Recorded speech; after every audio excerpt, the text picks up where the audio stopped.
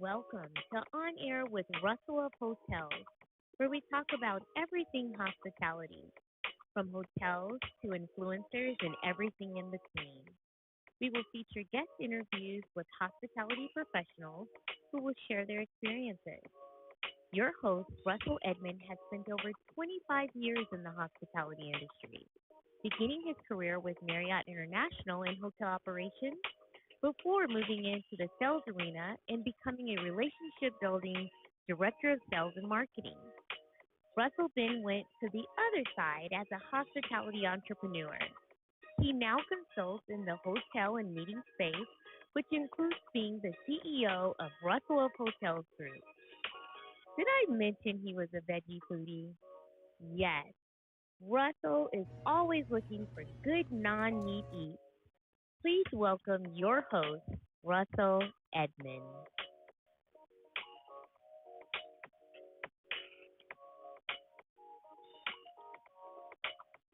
Good afternoon, and thank you for joining On Air with Russell of Hotels live hospitality talk show. Today is Tuesday, May 2nd, 2023. Hope you guys are doing well. Thank you guys so much for joining. I do appreciate that. We get new people coming in all the time, and I do appreciate it. So don't think I don't appreciate it, because I do. I can't do this show without the people that listen, the people that support, all over, and I can say this, all over the world, right? I can literally say this is a global show, right? So I do appreciate that, and like I said, I don't take it lightly that people listen. But anyway, I'm Russell Edmond, Russell of Hotels. That's what I go by. Sometimes I guess that's my alter ego, like I wear a cape and says Russell of Hotels. No, I'm just joking. I'm just joking. I do have logo shirts that say Russell of Hotels, though, every now and then, and a hat. Every now and then I do wear those things. But anyway, it's show number 206, right? And I'm always have to pinch myself to say, man, it's 206 now. Sometimes I lose count. Sometimes I'm like, do I really need to keep counting these? Yeah, you do, right? Because every week is a new milestone. So why not continue to count it, right? But anyway, let's move on a little bit. This is Russell of Hotels. We're live this is On Air with Russell of Hotels. It's live on LinkedIn, live on YouTube. With the replay, will be on those two same platforms, as well as Twitter and Facebook. So if you're not able to join it live, that's all right, because what am I doing? I'm copying this right now, or I'll copy and paste this same video and put it on those platforms just for the people that missed it. Okay, so don't worry about it. And I do welcome comments, engagement, conversation, whatever questions. If you have questions, feel free to go ahead and in your little chat box there, just go ahead and make comments and say, hey, how you doing, or whatever. People tend to make comments. I appreciate it. Now, at the very minimum, I will, what do you call it? I'll acknowledge those comments, right? Who they're from and all that kind of stuff. So just feel free to go ahead and make comments if that's what if it moves you that way, you go ahead and do it, okay? Because I'm all about giving people recognition, and because, like I said, I can't do the show without people that watch it or people that listen, because it's also a podcast. So once it's done, I upload this same video, but just the audio portion, onto the podcast platform, which is Spotify, and you can listen to it. But I think you can just Google On Air with Russell of Hotels live show or whatever, and it'll pop up, and you can find me. So you can take me with you. You don't have to necessarily sit here and watch me. You can take me with you if you want to. Hey, I'm at the Moxie right there. So if you see that, if you notice this or it looks familiar, that's the bar at the Moxie Hotel, downtown LA. Brand new hotel, just opened up maybe 3 weeks ago. I'm going to say 3 weeks ago, right? So I was there last week, spent some time last week there. Definitely a different kind of vibe. It's a cool vibe, though. It's edgy. It's funky. Edgy and funky at the same time. Can you be edgy and funky? Well, the Moxie does, okay. I don't know if you could do it. I don't know prior to this if you could do that, but they definitely do it, right? So, but no, I appreciate the different types of hotels and the different vibes the hotels put out. And I'm going to get into this in a minute, because it's one of the things I'm going to talk about. But just remember this. Every hotel Just because it's new doesn't mean it's for you. Just because, and I just came up with that one, right? I just pulled that one out. Okay, I'm not gonna tell you where I pulled it out of, but just because it's new does not mean it's for you. You're gonna see what I mean in a minute, okay? In a couple of minutes, all right? But no, I appreciate, I appreciate the Moxie, right? So it's a cool hotel. Like I said, the focal point is the bar in the lobby. They actually have is it called a motorcycle with a sidecar? I guess that's what it's called, right? Yeah, so a motorcycle with a sidecar right in the lobby. They have space to network, and I think that's what they look for: space to network with people. They have meeting space in the I guess that would be the second. Well, I guess it's up the stairs from where the lobby is. But the meeting space is not traditional. It's not like closed in or whatever. You go up the steps and it's open, right? There's no doors, no partitions that close it off. There's a pinball machine up there. There's couches. There's chairs. There's a boardroom table, I think, that sits maybe comfortably, I would say about 10, 12 people, something like that. But the chairs are, the oversized chairs. They're not like your typical meeting room, boardroom chairs, if you will. There's windows up there, so that natural light, which we all love, that natural light. But the demographics are different, right? The demographics are probably gamers, okay, or people, startup people. You know what I mean? Let's just put it like that. I think that's what they go for. The guest rooms are smaller, less than 300 square feet. I would say probably around 270 square feet, something like that. Which means, what does that mean? When you go in a hotel room and the rooms are smaller, what do you think that means? That means they don't want you in the rooms. They want you downstairs, upstairs. If it's a rooftop bar, they want you there. They want you in the pool. They want you to experience what the hotel has to offer. Because the more you experience, the more money you spend. Okay, so that's what, if anything, if this tells me anything about smaller, like hotels with smaller rooms, guest rooms, that means they don't want you in those rooms. The rooms are for sleeping, for like that 2 or 3 hours you're going to get, okay? Go there and sleep or do whatever you do, but then come on back downstairs, okay? Because we got Wi-Fi downstairs, all right? We got free Wi-Fi. Come on down, all right? Because, I know they have free Wi-Fi because I've been there, and that was my office of the day last week. So I was there last week, and I will definitely check it out again because I need to check out another room, as well as it's a dual branded property, which means it's one building and it has 2 different hotels inside of it. It has the AC Hotel on one side and the Moxie Hotel on the other side. Now, I don't know what the AC looks like now because I haven't been there yet. Okay, so because when I say funky, I keep saying funky, and it is funky because when you walk into the Moxie, now I'm speaking of the Moxie, right? When I walked up, okay, now I'm paint the scenario, okay? So I'm walking up, and there's a guy outside. I don't know if he's a directional guy, meaning, he's a human arrow kind of thing, like, just in case you have that look of like bewilderment on your face, like, where am I going? Is this the hotel? I had that look on my face. He said, "Hey, can I help you find something?" I said, "Yeah, I'm going to the Moxie." And he says, "Well, you can go through here." And he points to this. He just points like, "There's a door over there." Like, okay, there's a door over there. That's okay. So I go there, and yeah, there's a door, but it's not like there's your typical hotel that has a window or maybe one of those sliding doors, the automatic door opens.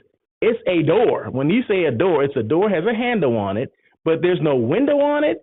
I want to say it blends in with the wall. So if the wall was like a dark gray, the door was dark gray, right? So same color, right? It did have a handle that you can see the handle, but it didn't have a sign over to say Moxie entrance or anything like that.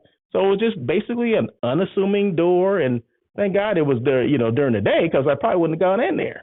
But I'm sure there's probably lighting, but I didn't go during the day. I mean, I didn't go at night. It was during the day. So I walked in there. You open the door.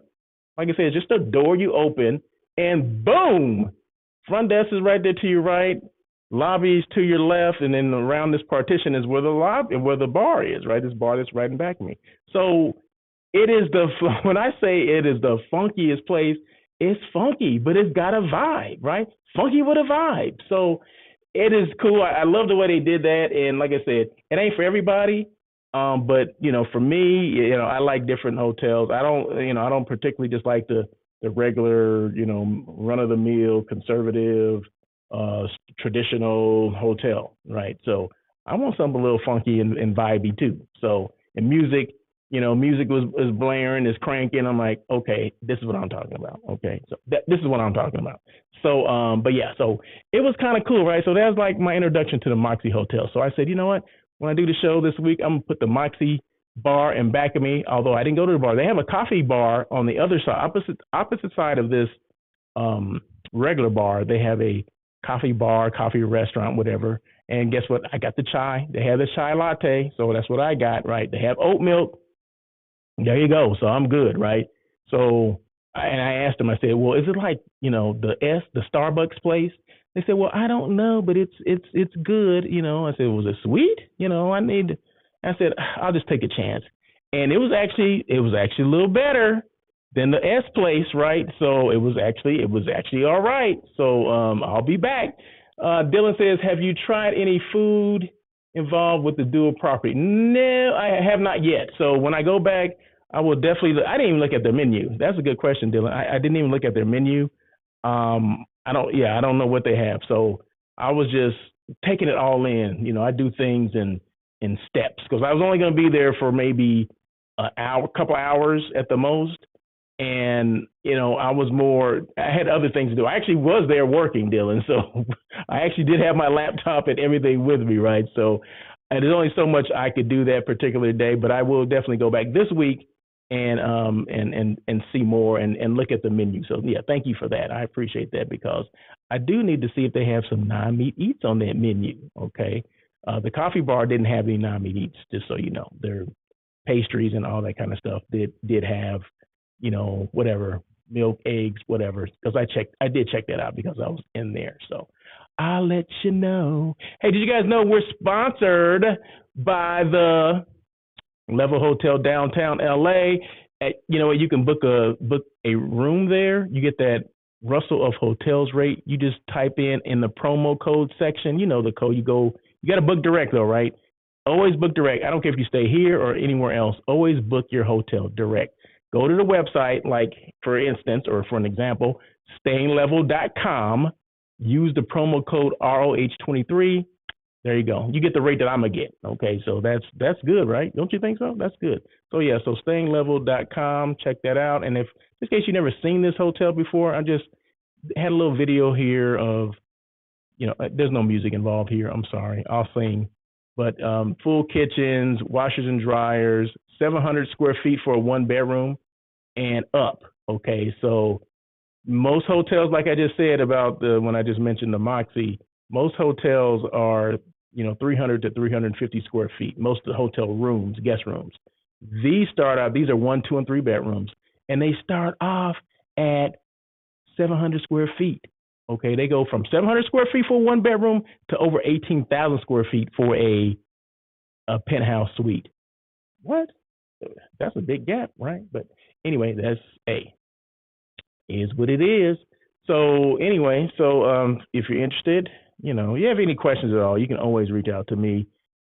Just slide into my DMs or message me or carrier pigeon, whatever, however you want to get a hold of me. I'm there. I'm accessible. My website, russellofhotels.com, has my email as well as my phone number there, so you can feel free to reach out that way as well.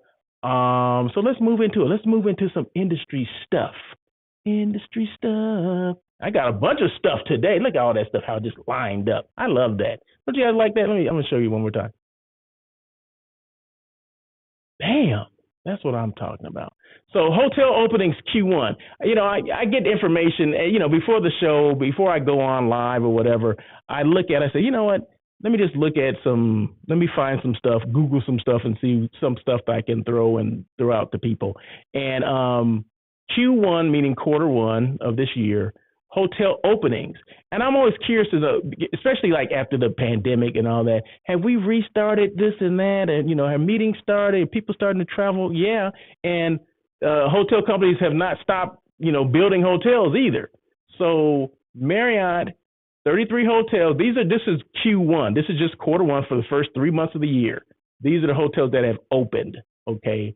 This does not count the ones that open like right now, like this new Moxie Hotel. It doesn't count that because that's quarter two, right? So there's a lot more that's going to happen between now and the end of the year. But this is just Q1, right? And these are all over the United States. It's not just in one particular area. But I will give you one particular thing. These hotels that have opened, for the most part, are select service hotels. Okay, so like a select service hotel would be like your Marriott Town Place Suites or Holiday Inn Express or Home to Suites by Hilton. That's the type of hotels. For the majority of the hotels that have opened are those types of hotels. So Marriott has 33 new hotels, and within 33 room hotels or 33 new hotels, that's 3,700 rooms that will be in, nationwide with Marriott. Hilton is at 24 new hotels, and that's 2,700 rooms additionally. And then IHG, which is, Intercontinental Hotel Group, the old Holiday Inn back in the day. These are, let's see, what is it? 6 new hotels, and that's about 600 rooms that are open. And of course, those are like, what are those called? Those are those Holiday Inn Expresses. Okay, so there you go. See, I give you a little information to go off of because there's a lot of stuff going on. So if you don't think that, hotels are still being built and maybe you haven't seen them, or maybe you see buildings that are going up and you don't know what the heck they are, but a lot of those may be hotels. Looking for a new job. Okay. So, yesterday I did this. I do lives every day, right? So if I don't do this show, which is every Tuesday at 1:00, is On Air with Russell of Hotels. So, but every day, Monday through Friday, I do this daily check-in with Russell of Hotels. And I talk about different things. Whatever hits me, I talk about it, right? So yesterday, excuse me, I was speaking to myself, I guess, but it had to do with finding jobs, right? And I get I think that the system is flawed. Okay, I'll just say that, and I'll tell you what I mean by that. Is that we hotel people, we look for jobs like on Indeed.com and HCareers.com. But how many times have you looked at those? You looked on those platforms, and you saw the same jobs keep repeating themselves. What does that mean? That's the thing that really gets me and just kind of chaps my tail. I'm like, why? Yeah, I said that. I said, why these jobs keep reoccurring? Meaning they're there, they disappear, and then they come back. Because I looked at it just not too long ago before I came on here, and the same jobs keep coming up. They'll leave, they'll be posted, they may be there for a couple of weeks, they leave, and then they come back. Now, are you telling me that they hire someone and they didn't work out that quickly, or did they not hire someone and they just took it off and then brought it back on? I really don't know, and unless I talk to someone specifically at these hotels, I guess I will never know, right? But it's not just frustrating when I see it, because I get the notifications, right? Because people will call me and ask me if they don't look at H Careers and all those. I'll refer them. I said, hey, did you see they may ask me, hey, do you know of any, specifically like sales jobs, GM jobs?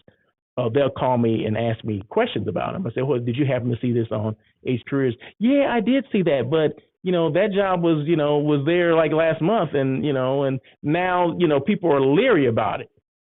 And I'm like, that's a good observation, because I become leery about that too, right? So what I say to people, because you never know when you're going to be looking for a job, right? But what you should be doing on an ongoing basis is networking for a new job, okay? You don't have to put in your head that, I'm going to start networking because I'm going to get me a new job through somebody that I'm networking with. Well, maybe you can. I mean, I guess if you put in your head, maybe that'll happen. But like I said, you never know when you're going to be looking for a new job. But you do know that you need to begin to network, right? Especially salespeople. There's no reason why salespeople should not be networking on a normal, regular basis. And not just networking in the traditional sense where, we're going to, we're meeting people out, we're going to different events and things like that. What about networking via LinkedIn? Okay, because I think that's a great place to network. I get a lot of people I connect with on LinkedIn, right? They may not all be looking for jobs. Some of them do. Some of them do ask me questions, but you would be amazed at the questions that I get asked on LinkedIn, and it's based from networking, right? They may have connected with me, or they may connect with someone else who knows me, and then there's an introduction or something like that that may occur, and then next thing you know, I'm having a direct conversation with these people. Or maybe they just message me and say, hey, I have a question for you and blah, blah, blah. Can you assist me with this, assist me with that? And normally, yeah, I do. I do engage, and we go from there, because to me, that's what it's all about. I'm a resource for, within this space. And yeah, I take that serious. So yeah, when people do reach out to me, I definitely do reply. But it depends on how deep am I going into this conversation. Whatever they want is, it's a question of how deep am I going into this conversation, because sometimes people want to, anytime, be leery of this, okay? When someone, in messages you or whatever, hey, I like to pick your brain. That's one thing, that's like one of those buzzwords, like pick my brain. There's not much left. What do you mean? What are you trying to pick? What do you want? What do you need? I didn't mean like that. That was being funny, right? But because I assist people with a lot of different things, it can quickly go from conversation to consultation. You understand what I'm saying? Because with me, it's a fine line between a 10, 15-minute conversation, and then it turns into a 20-minute thing, and then now we're talking something else, right? So because when they want to pick your brain, that means they want to use your brain to get as much experience out of there as they can for their own benefit. Okay, well, that's fine, but a lot of times that comes with something else. That comes with a consulting fee. Let's just throw it out there, right? That's what that comes with, right? But case in point, just a couple of days ago, actually this has been a couple of weeks ago, a young lady reached out to me. She was a graduate student, University of Stanford, starts with Cardinal, and she's working on a project for the space, right? She's not a hotel person, but she, I'm not even sure what her degree is in, but the project that she's working on, or the product or the solution that she's working on, is to help hotels. I can't tell you exactly what it is, because it's that's for her to say. It's not for me. It's I guess they call it, propriety. It's somebody else's property, intellectual property. Okay, so I can't talk about it, right? So she trusted me not to talk about it. So I can just at least tell you this: it's something that the industry needs, right? So, but she reached out to me on LinkedIn, right? She just directly emailed me or messaged me and said, hey, I noticed your profile, this and that. You have some good experience. I'm working on this. Is it possible we can have a side conversation? And I said, yeah, I got, 10 minutes. And we set up a time, and we did like a Zoom call, and we talked for a couple of minutes, and she, told me about what she was doing, and she wanted to hear about my experiences and things like that. Boom, conversation's over. Okay. So, and then she emailed me a couple of times asking me a couple additional questions, which were okay. And I answered them, and that was it. So, but she found me on LinkedIn. That's what I'm saying. I guess the story I'm saying is that she found me there. So if she can find me there, why can't you find a job there? Why can't we rely on the people that we have the contacts with? So this is what you do. You on LinkedIn, you can type any company in that you want to work for in the space bar. Type in that company name, hotel name, whatever, whoever is connected with that or associated with that company pops up. So what if the HR person is there, or what if there's the director of sales and marketing is there? We have to be bold enough to reach out to these people and say, hey, I understand you have a position available. I'm interested. Or maybe they don't have a position available yet. I'd like to be considered for your next available opening. Something like that, right? I mean, that's what I would do. I would be that bold as to do that, because the alternative is you go through H Careers, you go through the, and I ain't trying to dog out H Careers or Indeed, but there are some flaws in what's going on. And it may be, maybe it's not H Careers, maybe it's the hotel. Maybe it's a combination of both of them. I don't know. But I'm saying that there are some flaws because positions stay open and open and open. And I know people have applied for jobs, and some people, they tell me they get automatic what do you call them? Refusals or cancellations, like thank you but no thank you kind of thing. They get automatic responses basically telling them that they don't fit the qualifications. Now, I understand that there is, algorithms to everything, right? I understand that. But when it comes to technology and let me say this, technology and hospitality, do those go hand in hand? Hospitality is how someone's made to feel, right? How you make someone feel. You can only get that person to person, right? So, and I'm going to go back on my experiences because a lot of this stuff, I always tell people, when I talk about things, when I do these shows, when I do this show, when I do my lives on other platforms or whatever, all the stuff I talk about is based on my experiences. It's not based on what someone told me. It's not based on what I got from a book when I was in school. No, it's based on my experiences, okay? And my experience when I was, back on property, my last position was director of sales and marketing, okay? And, I worked for 14 different hotels, just in case you didn't remember. But I went through every resume to see if first of all, if they had experience, okay? Now, if you were using technology to weed out the people based on experience, that's one thing. But if you're looking at it, once you weed those people out and then these people have the sales experience, maybe they have several years of whatever, director sales experience or whatever it is, then you need to go through those things yourself. The algorithm is not going to help you with that. And giving them a test or a pre-screening exam, what is that going to do? I mean, what did you guys have to do that? That's the thing. The question I always ask myself: the people that are in these positions, did they have to go through that? 9 out of 10 of them didn't. So why now all of a sudden we're using this pre-screening thing? We're throwing an exam at the end of this. When you apply, then you get a notification. This is what I'm hearing. You get a notification that okay, your application is not completed. Now take this pre-screening exam or something like that. In order to get an interview, then you got to take this pre-screening exam. My question is always, why one of the people that are holding these positions that are making the final decision, did they have to do that same thing? It's just a question that I always ask myself. They may have nothing to do with anything, but of course, I always want to push the envelope and just see, have they taken that exam? I mean, did they get pre-screened? Because that's how I look at it. It's just a way to pre-screen, and it's a way to think that people are going to find this. What's a good color? A purple unicorn? Is that a rare color, like a purple unicorn? Right? We're looking for this purple unicorn that, guess what, does not exist. The purple unicorn does not exist. So we need to look at these resumes that are coming through. So if I had 50 resumes, guess what? I looked through 50 resumes because that was my job. That was my job to go through and see and make sure I had the right person for the position. Everyone didn't get an interview. No, they didn't. But the ones that I felt were qualified they did, right? So if that was 20 people I had to interview, then I had to interview 20 people, okay?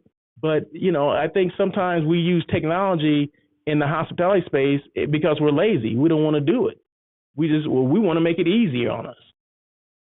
Yeah, I understand, we do want to make things streamlined, but, make ordering easy, use technology for that. There's a lot of other things that we can use technology for. And I think people to people, you can't use technology for that. I just don't think so. But hey, if anybody got comments about that, let me know, because I'm trying to understand this whole thing. But back to what I originally said, networking for a new job. If we start with that, we start networking with people. We go to any event that's happening, we meet people, we exchange cards, we let people know who we are, what we do. Then when there's a position available, then you already have a contact. Maybe you have an in. Maybe you can bypass all this crap and send a resume directly to the person that's going to be making that decision. Okay, that's how a lot of people get jobs. It's based on who they know or who knows them. Okay, it's not based on let me fill out all this stuff and compete with everybody else. That's 20,000 people that are going out this one position. You have to have an in somehow, and I think the in is the networking factor, and people know who you are, having that presence no matter where it is. You have a presence in your community, that hospitality community physically, you're there, or virtually you have you have a presence within that, like LinkedIn, in that space, in that category or that platform. You have to do it. You have to work it just like you work, your market at the hotel, right? You have to work these things. Things just don't come. Okay, you have to work for all the stuff. So if that's networking on LinkedIn, if that's networking in person, in real life, then that's what you have to do, right? I would rather do that than depend on the H careers and the Indeeds of the world. Like I said, I don't know if I mentioned this just today, but 3 people I've assisted in getting jobs this year. 3 people, okay, because they saw that I was connected to somebody else. And it just so happened that I personally knew these people. Because, on LinkedIn, I'm connected to a lot of people, 26,000 people, right? Do I know all 26,000? No, I probably know, a little bit more than half of them, but I don't know all of them. So, but just so happened that the 3 people that got positions, I knew those 3 people that I got them in contact with. So that's how it worked for those 3 people. So that's where, like I said, it's all based on my experiences, not based on anyone that told me this. It's based on my experiences. So start with, you're looking for a new job, you got to do this ahead of time, right? Start networking. That means getting out, and finding people to talk to, finding the right people to talk to. Just like you're looking for clients, there's a right and a wrong client, right? There's the gatekeeper and there's the client. Get to that person that's going to make the decisions, not just someone that's in the way. Okay, but you have to work it. So any questions about that, just feel free to reach out. Boom. Every hotel ain't for everybody. Okay, so getting back to the Moxie Hotel that I talked about earlier, when I mean that every hotel ain't for everybody, or just because there's a new hotel doesn't mean it's for you, right? Doesn't mean you need to stay there. We can stay wherever we want. I understand that, and I'm going off of the comments that I read. When I looked at the Moxie, I went to, Moxie.com or whatever, and I was looking at some of the comments that were coming in about that particular new hotel, downtown LA, what they were saying about it. And all the rooms are too small. The music is too loud in the lobby.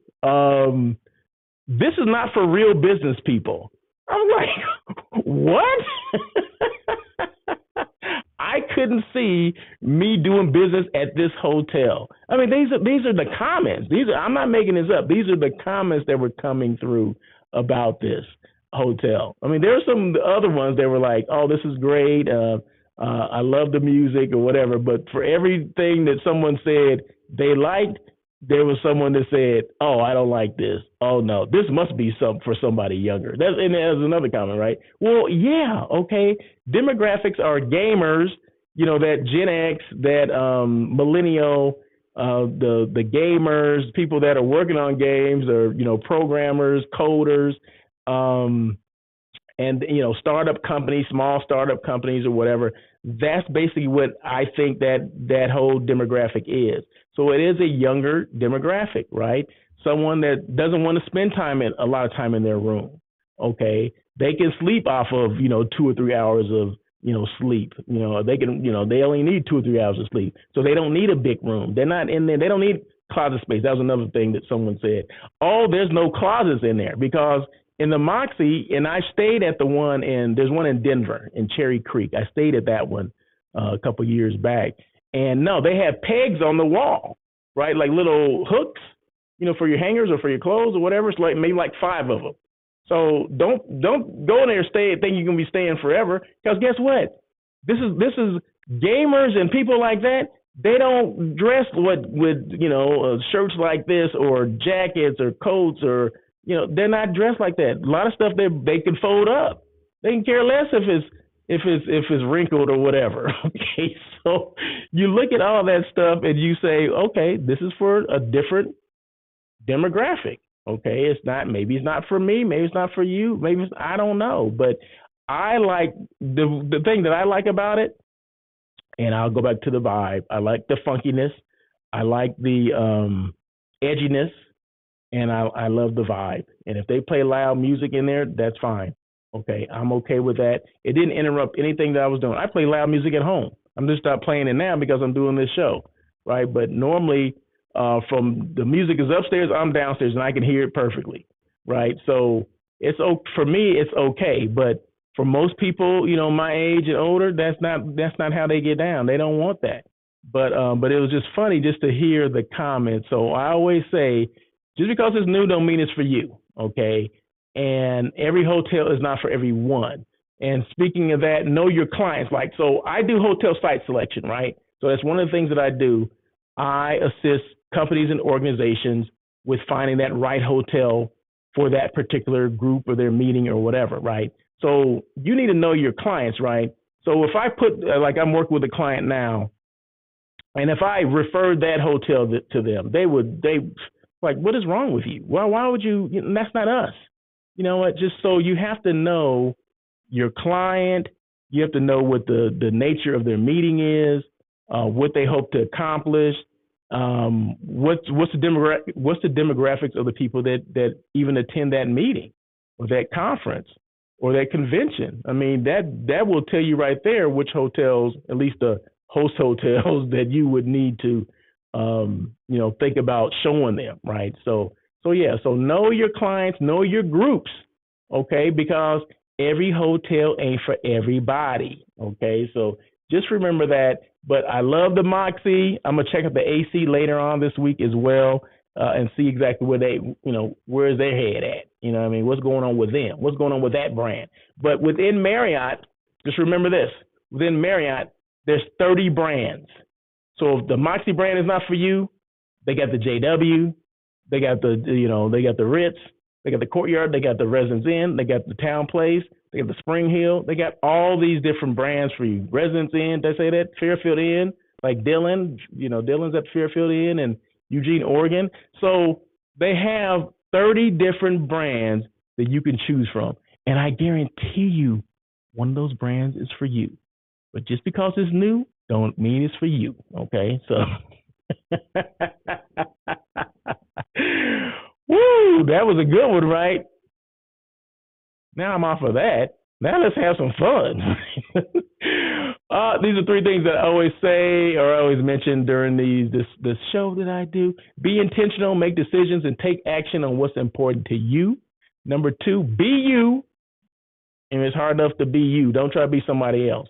And number 3, be represented, because my representation matters. It matters to me that I do this type of show. It matters to me that I share my experiences, because I don't know who is coming behind me. Okay, someone that may look like me may say, I don't see a lot of people look like me that do this stuff that you're doing.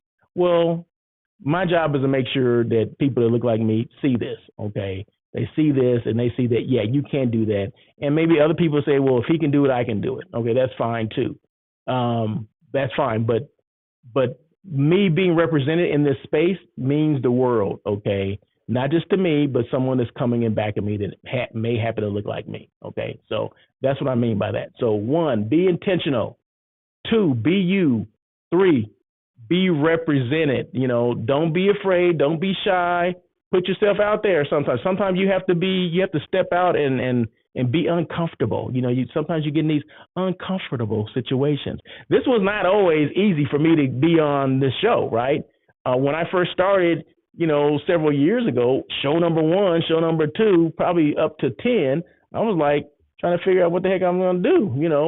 Let me feel my way through this thing. And I had somebody, I didn't have to set up anything. I just walked in. It was a turnkey situation. I just walked in and started talking, right? I didn't have to set up. I didn't have to produce. I didn't have to, use all these platforms and all this stuff that I use now. But I evolved, right? So I didn't know how to do a podcast. I didn't know anything about this Rodecaster that I use. I didn't know I needed a new laptop. I didn't know about this microphone that I'm talking into, or the headsets, or even a gamer chair that's more comfortable than the other darn chairs. So, it's just so just remember, we all start somewhere. Okay, we all have to start somewhere, and sometimes it can be an uncomfortable situation, but that's okay. That's okay. We'll get through it, right?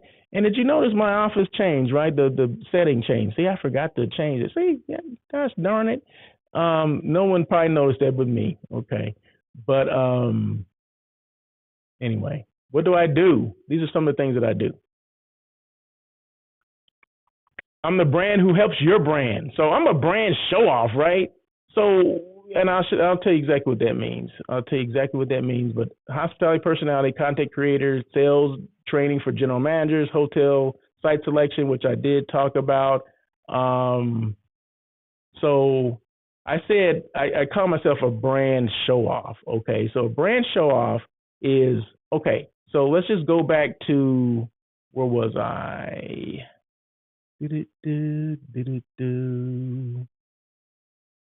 Okay. This is showing off a brand, okay? So wouldn't I be considered a brand show off if I'm showing off someone else's brand, right? So this is the Moxie, downtown LA, which I've been talking about for the last 30, 40 minutes, right?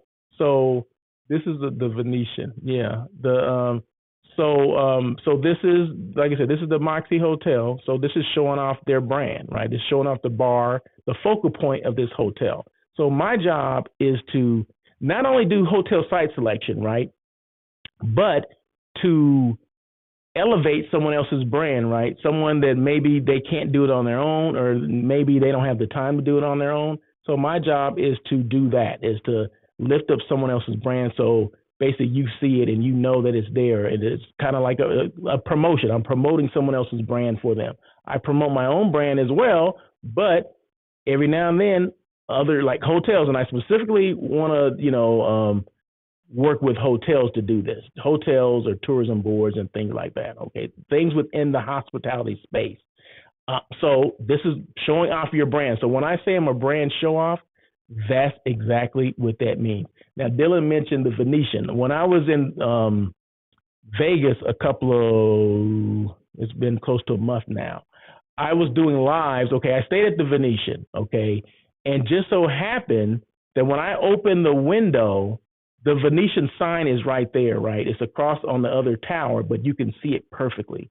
So what I did was set up my laptop. So when I did the show or did my live, which is my daily check-in, you would see the Venetian in back of me, right? So that was just a perfect backdrop to show off someone's brand. In that case, it was the Venetian brand.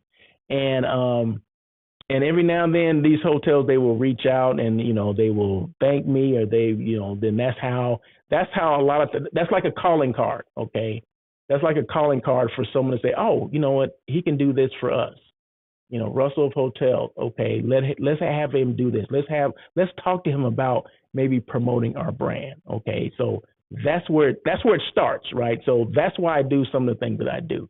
So, but yeah, that Venetian one that was pretty good. Thank you, Dylan, for reminding me about that one. So there you go.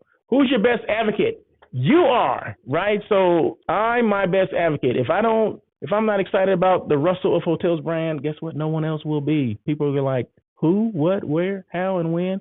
So you got to be excited about your own brand. So whatever that is, if it's, whatever brand you represent, that if you need to be excited about that, because if you're not excited about it, who the heck wants to stay there? If you're not excited about your own hotel that you work in, man, I'll be shouting, to the treetops, from the treetops, like, hey, I work here and this and that, and you need to come check it out, come stay here. You got clients, they need to stay with us. I mean, whatever that is, you need to show it in that enthusiasm. If you don't have enthusiasm about the brand, and it all starts with you. Starts with you, right? I'm Russell, but my brand is Russell of Hotels, right? It's two different things. You buy me before you're going to buy anything that I do, right? So if you don't like me as a person, as a brand, more than likely you're not going to want to, you don't want to have anything to do with Russell of Hotels for the most part, right? So just remember that you are the brand who represents another brand, but you need to be your best advocate. You need to put things out there, have a presence. Don't just be present, but have a presence.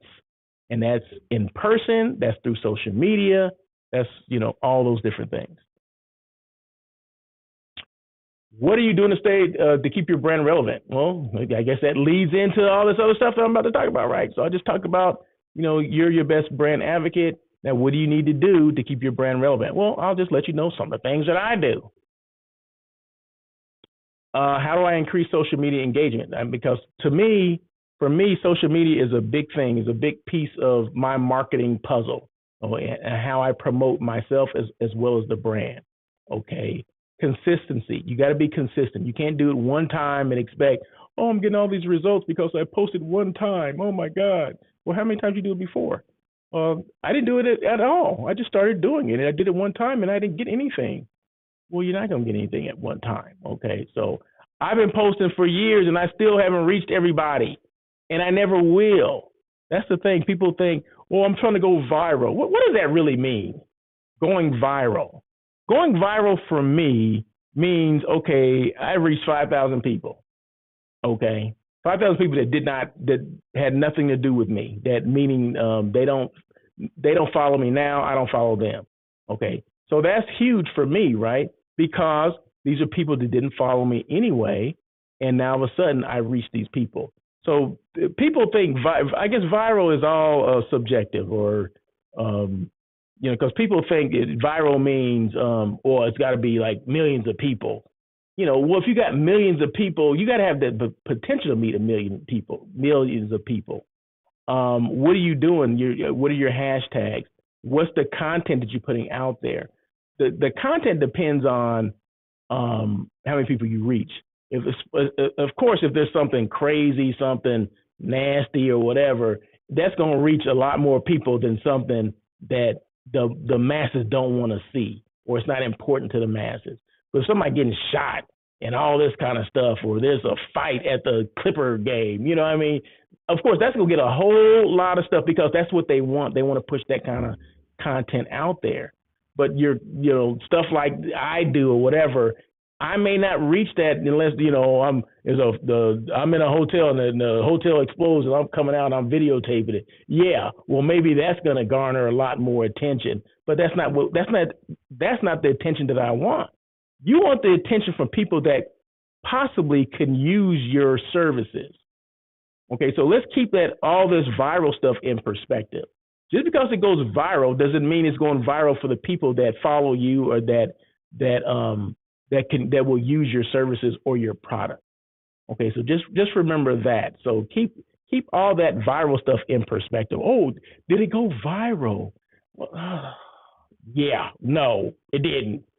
But so just keep that in perspective, because viral doesn't mean it's reaching the right people. You want to make sure, just like anything, we can cast a wide net on a lot of things, but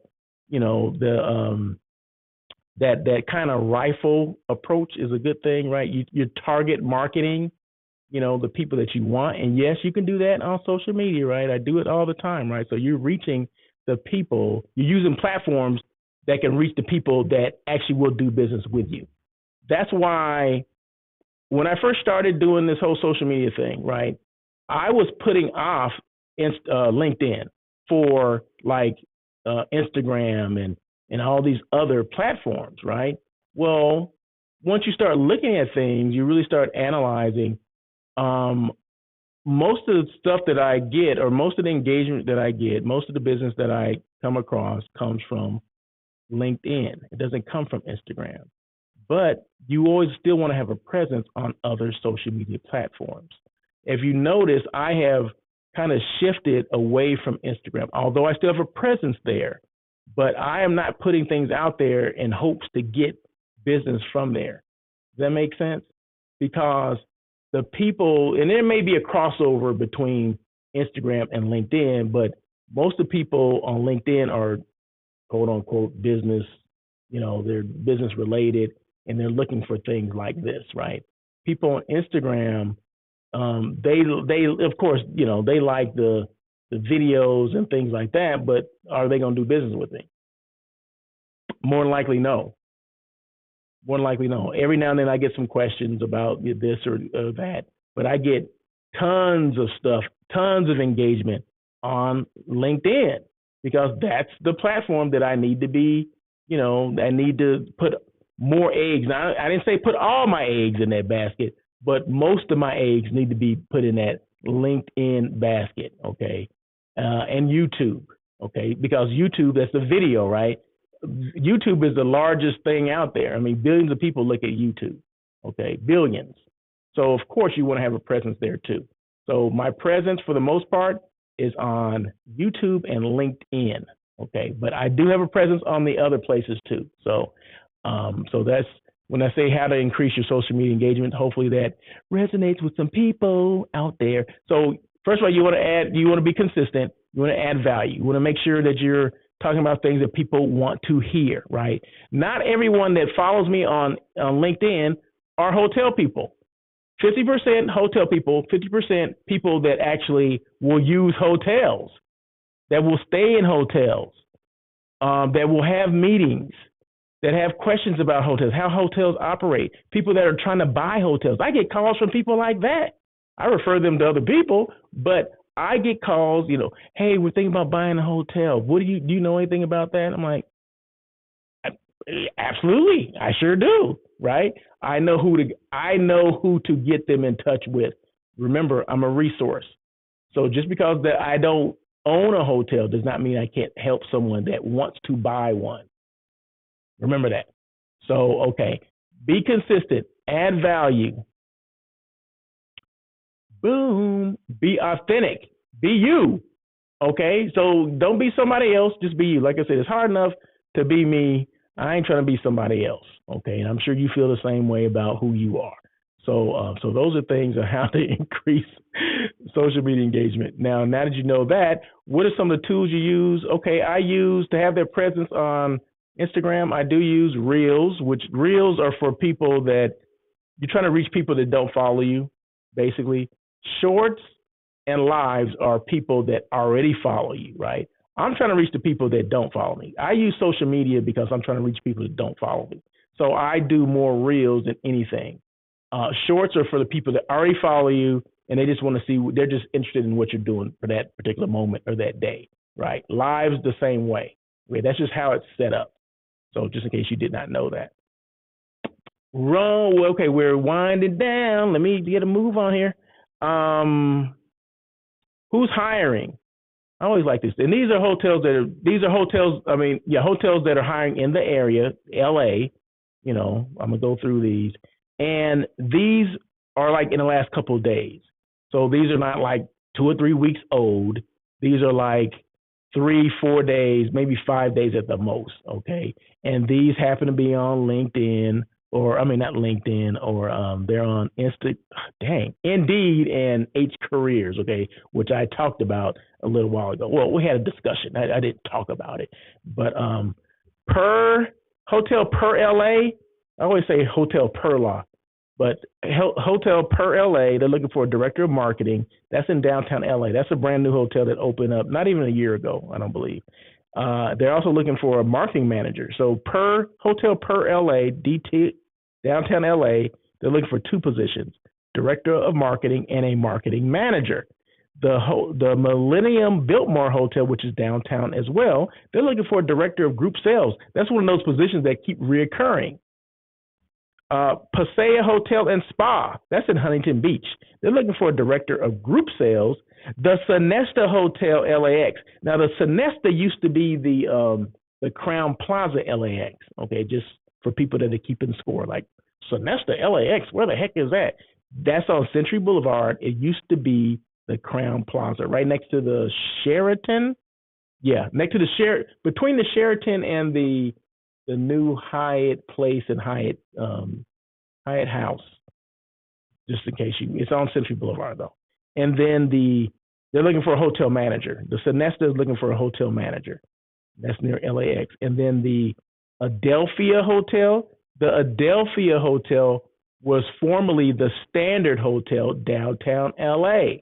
Remember the Standard? You know, it set the standard, right? The upside down sign said the Standard, had a rooftop bar and pool and all that stuff. This is it. They closed that, right, you know, during the pandemic.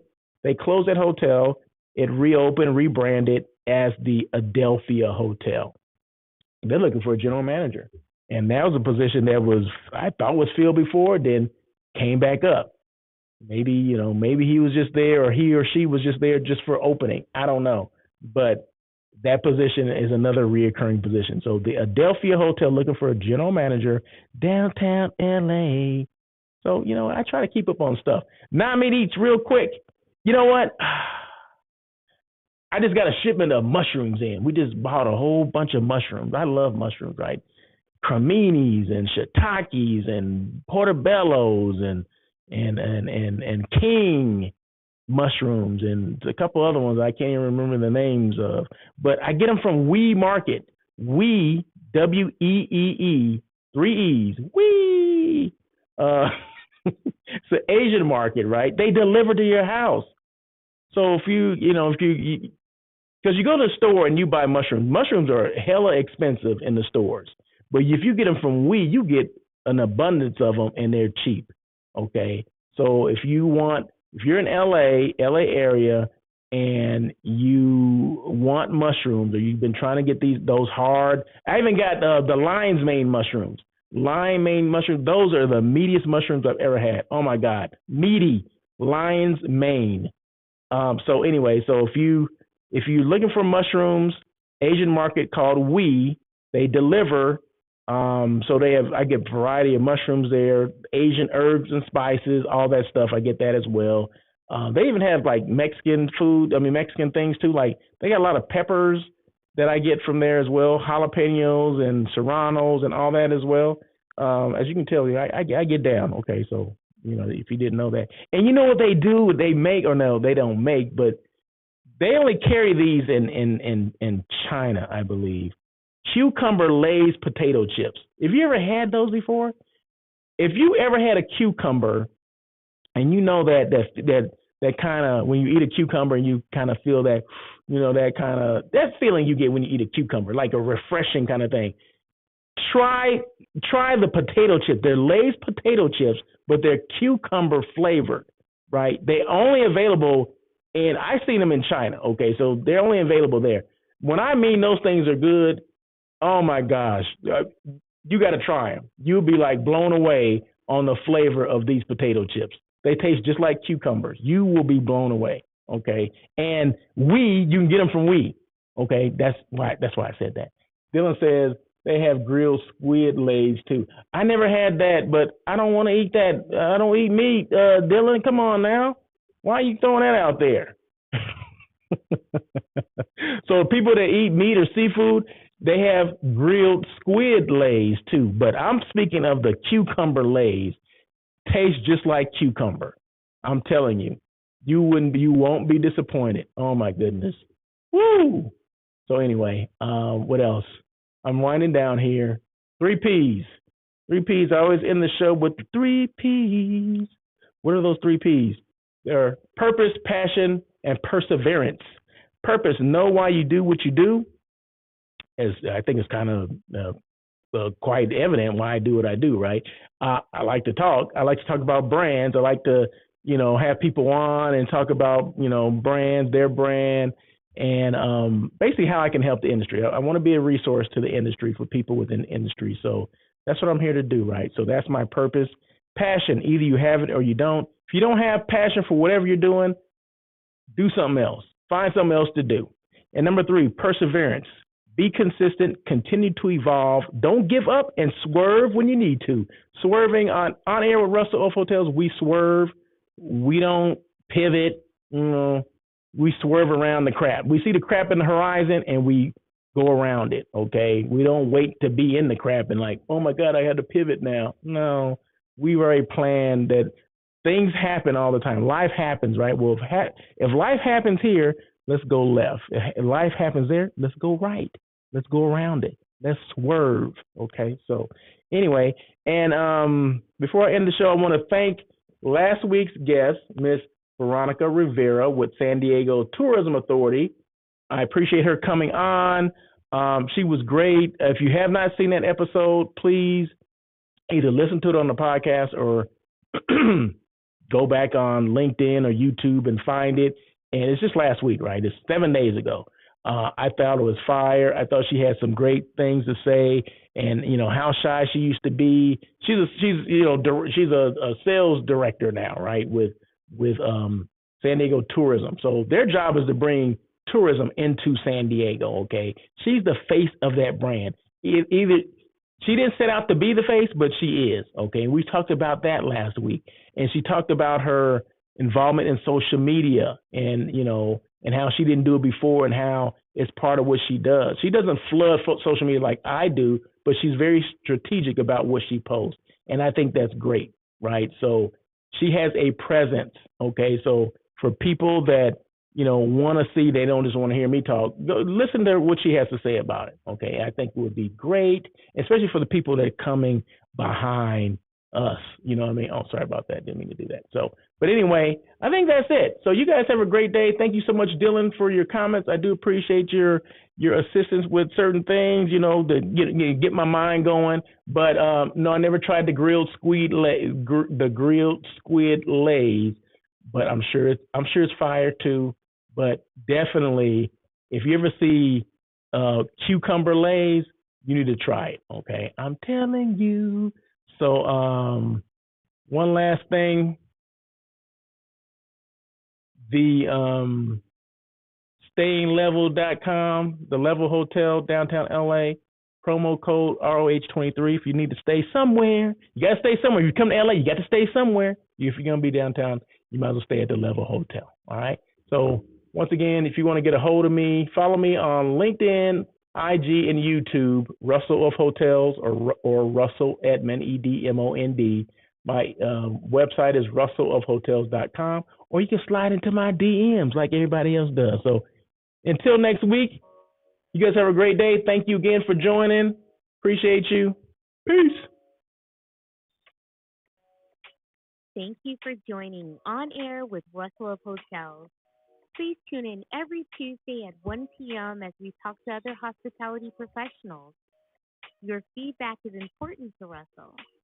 Feel free to email him at russell@russellofhotels.com with any questions or suggestions.